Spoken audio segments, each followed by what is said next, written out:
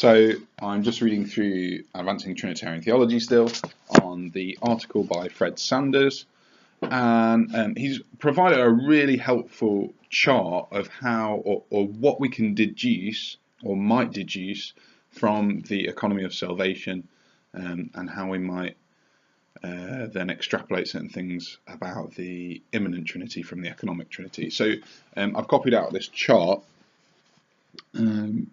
So there you can see that.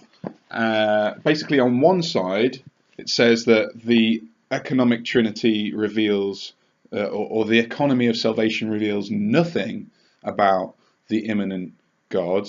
Whereas on the other side, you get the economy of salvation revealing everything about the immanent Trinity. So people on this side would include people like Hegel, who inextricably link God to salvation history. And on the other side, with nothing, you would presumably get people like Kant, who say, whatever God does in history, we can't extrapolate anything from that as to who God is in himself. In the middle, we have relations of authority, relations of origin, and a network of many relations. Now, I was interested on the relations of authority and the comments that Fred Sanders made here, because he says this: if the bare threeness position is too minimal, the three can be said to be related to each other through eternal relations of authority. The first person sends the second because in eternity they are distinguished by personal characteristics of headship and authority. A father is ordered over a son, which is why the father sends the son.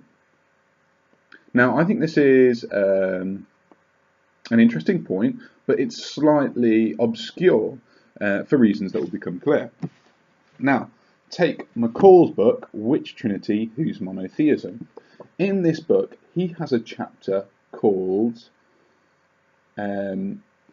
Eternal Functional Subordination. And in that chapter, he talks about new views on the Son's relation to the Father as one of eternal functional subordination. Now, ignore for a moment any kind of reference to generation, or the idea that Jesus is generate from the Father, etc. And take for a moment just the idea of eternal functional subordination. Now, McCall says you can take this two ways: a soft account and a hard account. And what Sanders has done is kind of imply that this relations of authority is one that entails a hard account of eternal functional subordination. But as McCall highlights, there are a number of problems with that, because eternal functional subordination seems to make it difficult to affirm homoousios, that the Son and the Father and the Spirit are consubstantial. So that was quite interesting.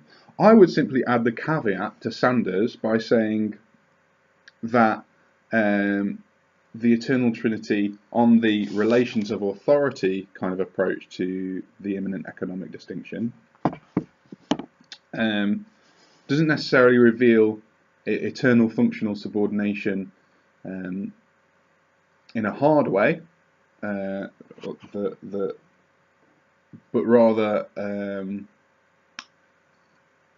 at the least, it will reveal the soft account of eternal functional subordination, which is fairly, I would thought, common sense. The idea that for this possible world, it is everlastingly true that the Son is subordinate to the Father for the period of his incarnation, whereas the hard account would say that Jesus is eternally subordinate to the Father. Eternally functional subordinate to the Father. So you needn't be committed to the hard account if you take the economy of salvation to reveal merely the relations of authority, because you could take a soft account of that. Apart from that, I'm going to continue reading. I thought it'd be good to just note that down very quickly so that I don't forget my thoughts on that matter. So back to looking at what can be deduced from the economy of salvation about the eternal Trinity in and of itself.